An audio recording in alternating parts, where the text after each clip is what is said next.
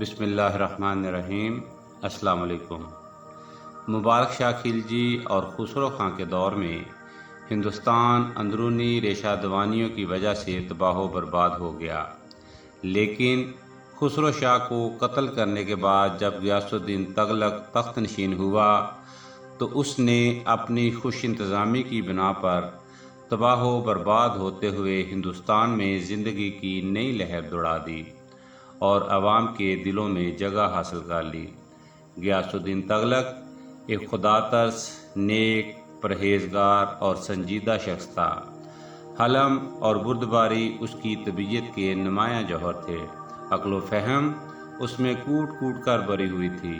نہ صرف شریعت مطہرہ کا پابند تھا بلکہ مذہبی قوانین کی پابندی کو فرض سمجھتا تھا۔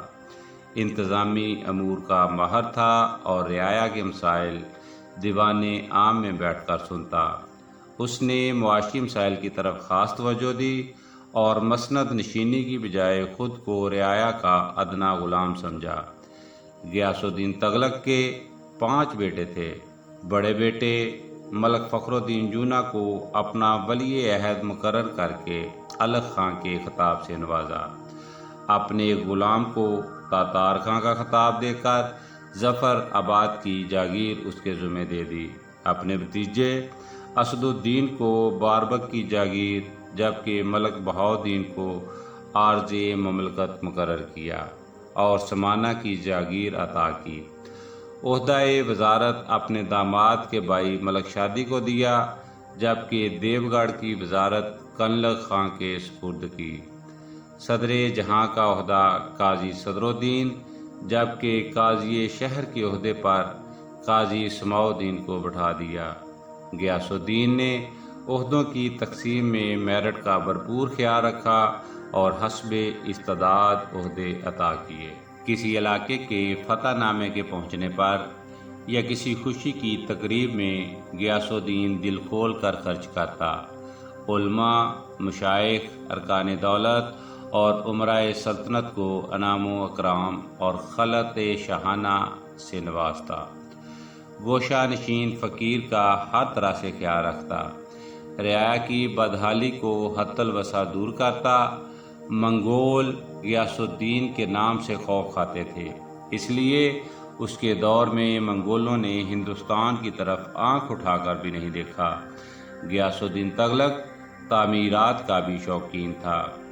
اسے شراب نوشی سے سخت نفرت تھی، اس لیے اس کے دور میں شراب پر پابندی تھی۔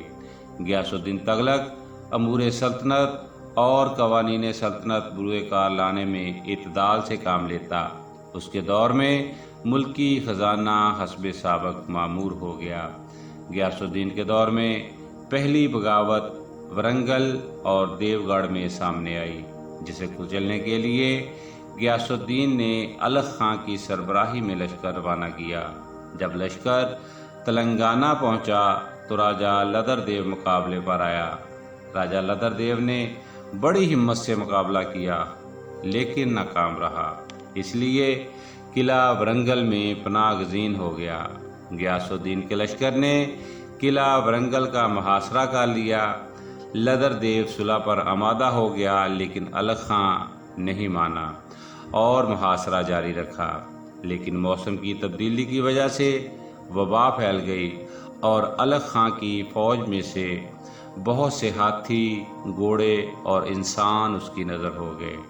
اسی دوران ماساہین شیخ زادہ دمشقی اور عبید شاعر نے غیاث الدین کی موت اور دہلی میں فتنہ و فساد کی افواہ پھیلا دی، جس سے لشکر بد دل ہو کر منتشر ہو گیا۔ لشکر کے 4 نامی گرامی امیر ملک تیمور، ملک گل افغان، ملک کافور مہرداد اور ملک مگین اپنا اپنا لشکر لے کر الغ خاں سے علیحدہ ہو گئے۔ ان میں سے ملک تیمور اور ملک مگین ہندوؤں کے ہاتھوں المناک انجام سے دوچار ہوئے۔ الغ خان بچے کھچے لشکر کو لے کر دیوگڑھ آ گیا۔ جب موسم ٹھیک ہوا اور رابطے بحال ہوئے تو پتہ چلا کہ یہ ساری افواہیں تھیں اور غیاث الدین تغلق ٹھیک ٹھاک اور دہلی کے حالات نارمل تھے۔ دیوگڑھ پہنچ کر الغ خان نے ملک گل افغان، عبید شاعر، ملک کافور اور دوسرے باغی امراء کو گرفتار کر کے غیاث الدین کے پاس بھیج دیا، جس نے انہیں زمین میں گاڑ دیا اور ان کے وارثوں کو ہاتھیوں کے پاؤں تلے رون دیا۔ 4 ماہ کے بعد الغ خان دوبارہ لشکر لے کر ورنگل کی طرف چل دیا۔ پہلے بیدر کا قلعہ فتح کیا اور فوراً بعد ورنگل پر چڑھائی کر دی اور فتح یاب ہوا۔ فتح کے بعد الغ خان نے ورنگل کا نام بدل کر سلطان پور رکھ دیا اور خود جاج نگر چلا گیا اور جاج نگر کے راجا سے 40 ہاتھی ہدیہ لے کر واپس آیا۔ 1324 عیسوی میں لکھنوتی اور سنار گاؤں سے بغاوت کی خبریں آنا شروع ہو گئیں تو بادشاہ خود لشکر لے کر لکھنوتی کی طرف چل دیا۔ لکھنوتی میں غیاث الدین بلبن کا بیٹا ناصر الدین تخت نشین تھا، جس نے اطاعت کا راستہ اختیار کیا، جبکہ سنار کے حاکم بہادر شاہ کو گرفتار کر لیا گیا اور ناصر الدین بگرا خان کو لکھنوتی، سنار اور بنگالہ کی حکومت دے دی گئی۔ اس کے بعد غیاث الدین نے ترہٹ کا رخ کیا تو یہاں کا راجا جنگل میں جا چھپا۔ راجا کی تلاش میں پورا جنگل کاٹ کر چٹیل میدان بنا دیا گیا۔ 3 دن کے بعد جب غیاث الدین ترہٹ پہنچا تو ترہٹ کے گرد 7 خندقیں پائیں جنہیں پانی سے بھر دیا گیا تھا، لیکن بادشاہ نے ہمت نہ ہاری اور صرف 2 ہفتوں میں قلعہ فتح کر لیا۔ ترہٹ فتح کرنے کے بعد غیاث الدین نے دہلی کا رخ کیا تو اس کے بیٹے الغ خان نے افغان پور کے پاس ایک نیا محل بنوایا۔ اس کی خواہش تھی کہ بادشاہ یہاں رات بسر کرے تو اگلے دن بڑی شان و شوکت سے دہلی میں اس کا استقبال کیا جائے۔ بیٹے کی خواہش پوری کرنے کے لیے بادشاہ نئے محل میں ٹھہر گیا۔ الغ خان بادشاہ کی قدم بوسی کے لیے حاضر ہوا اور باپ بیٹے نے اکٹھے بیٹھ کر کھانا کھایا۔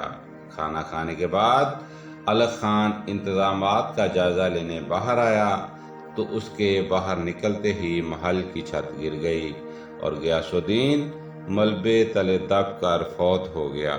کچھ مورخین کا خیال ہے کہ چھت کا گرنا ایک حادثہ تھا، لیکن کچھ کہتے ہیں کہ الغ خان نے قصداً ایسا محل تیار کروایا جس کی چھت کمزور تھی، لیکن اس دلیل کو اس لیے رد کیا جا سکتا ہے کیونکہ الغ خان بادشاہ کے ساتھ بیٹھ کر اسی چھت کے نیچے کھانا کھاتا رہا۔ اب یہ تو نہیں ہو سکتا کہ چھت کو خود بخود پتہ چل جائے کہ الغ خان باہر چلا گیا ہے اور اب میرے گرنے کا وقت آ گیا ہے۔